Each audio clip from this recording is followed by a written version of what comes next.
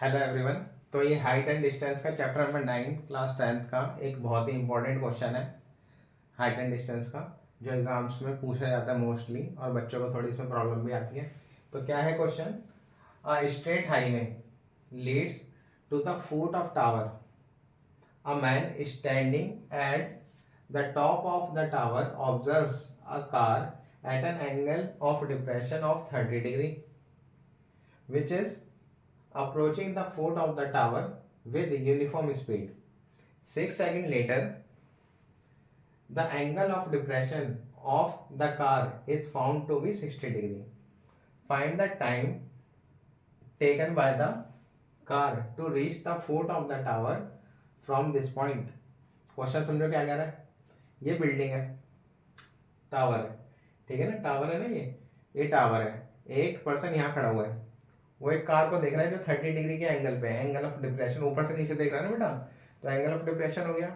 तो ये कितने का बना रहा है? ये 30 डिग्री का है ना। लाइन ड्रॉ कर दी हमने, ऑल्टरनेट एंगल हो गई, 30 का हो गया। उसके बाद कार 6 सेकंड के बाद यहाँ आ जाती है। कहाँ से आ गई? डी से कहाँ आ गई? पॉइंट सी पे। और उसका जो एंगल है वो कितना हो जाता है? 60 डिग्री। अब वो कह रहा है अगर वो यूनिफॉर्म स्पीड से चल रही है तो वो पॉइंट सी से बी तक आने में कितना टाइम लेगी, वो हमें निकालना है। इसने हमें हाइट नहीं दे रखी टावर की, ना ये बता रखा कि उसकी स्पीड क्या है, बस ये कह रहा है वो यूनिफॉर्म स्पीड है। यहाँ से यहाँ तक आने में उसने 6 सेकंड लिए हैं। अब यहाँ से यहाँ तक आने में कितना टाइम लगेगा वो हम निकालते हैं। तो देखिए, बहुत ही अच्छा क्वेश्चन है इसका, ठीक है? ध्यान से देखना, इसका सोल्यूशन थोड़ा अच्छा सा है। तो सबसे पहले क्या लेंगे बताओ? Let the speed of the car be क्या हो जाएगी बेटा? एक्स हो जाएगी। और let the time taken be कितना हो जाएगा बेटा? टी। इसे एस लिख दो, स्पीड है ना तो एस लिख देते हैं, कोई प्रॉब्लम नहीं है यहाँ पे, ठीक है? चलिए आगे बताइए, फॉर्म में बताओ जरा क्या होता है। स्पीड इज इक्वल टू कितना होता है बेटा? डिस्टेंस अपॉन में टाइम, पता ही है हमें। तो डिस्टेंस किसके इक्वल हो जाएगा? ये हो जाएगा स्पीड इनटू टाइम, हो जाएगा। यहाँ से यहाँ तक डी से सी तक आने में उसने एक डिस्टेंस कवर करा, देयरफॉर डिस्टेंस डी सी कितना हो जाएगा बेटा? अगर ये वाला फॉर्मूला लगाएंगे तो स्पीड क्या है उसकी? एस। और यहाँ से यहाँ तक आने में उसने कितना टाइम लिया? 6 सेकेंड, है ना? तो कितना हो जाएगा? ये आ जाएगा 6s। और बी से सी से बी आने में, यानी कि बी सी अगर हम निकालें, स्पीड है उसकी s, और टाइम कितना लेट करेंगे? टी लेट करेंगे, टी ले रहे हैं, तो कितना आ जाएगा? ये एस टी आ जाएगा। यहाँ तो कोई प्रॉब्लम नहीं है। तो डी सी हमारे पास 6s आ गया, और यहाँ से यहाँ तक कितना आ गया? एस टी आ गया। तो ये भी बता दो जरा, बी डी किसके इक्वल हो जाएगा? बी डी टोटल कितना आ जाएगा बेटा? D C plus B C हो जाएगा ना, यानी कि 6s प्लस एस टी आ जाएगा। कोई प्रॉब्लम तो नहीं है इसमें? समझ रहे हो? यहाँ तक कोई दिक्कत नहीं है, ठीक है? बढ़े आगे। तो सबसे पहले कौन सा ट्राइंगल लेंगे? A B C. छोटे वाला ट्राइंगल लेते हैं, फिर बड़े वाला लेते हैं। छोटे वाले ट्राइंगल से कोई वैल्यू निकालेंगे, फिर हम बड़े वाले ट्राइंगल में उसे रखेंगे, तभी तो आएगा। तो ले लो इन ट्राइंगल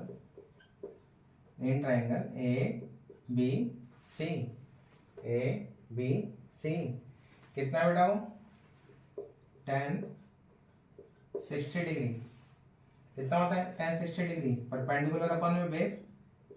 परपेंडिकुलर क्या है हमारा? एच, और बेस क्या है बेटा हमारा? बी सी लिख दो। चलो यहाँ पर एक बार लिख देते हैं। परपेंडिकुलर क्या है हमारा? ए बी, और बेस क्या है हमारा? B C. ए बी कितना है हमारे पास? ए बी बताओ।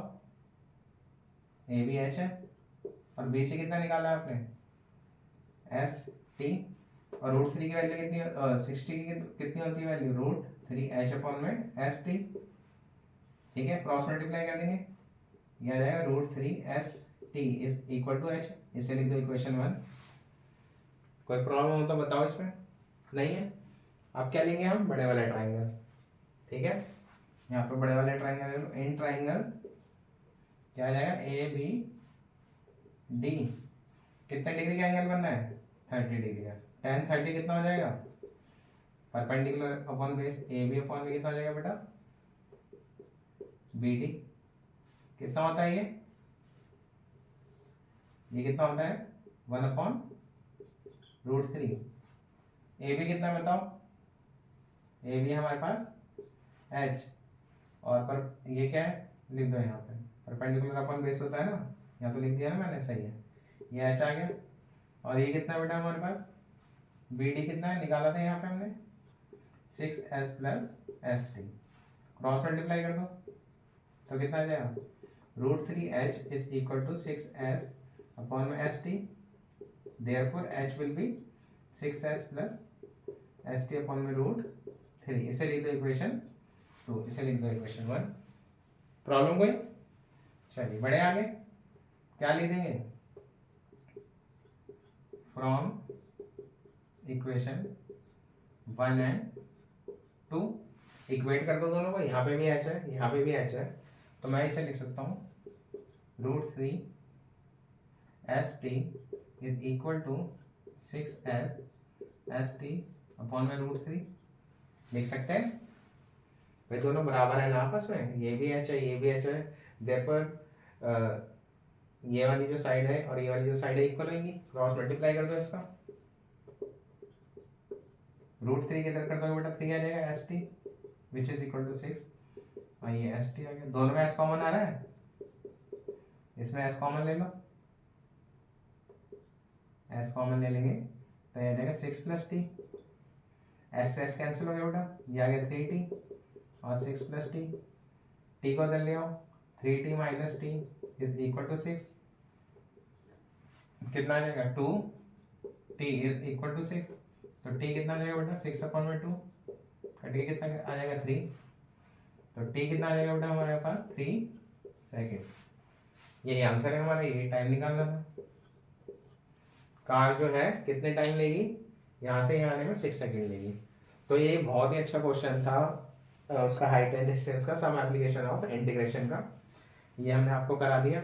अगर आपको इस एक्सरसाइज के सारे क्वेश्चन सॉल्व करने हैं तो इसकी हमने एक डिटेल वीडियो बना रखी है, आप उसे जाके देख सकते हैं। वीडियो के एंड में उसका लिंक शेयर कर देंगे आपको हम। तो इसी तरीके के क्वेश्चन को देखने के लिए चैनल पे बने रहें, शेयर करें, लाइक करें, सब्सक्राइब करें और अपनी तैयारी को कंटिन्यू रखें। ठीक है, इसी तरह की वीडियो हम आपके लिए लाते रहेंगे। चलिए, थैंक यू फॉर वॉचिंग।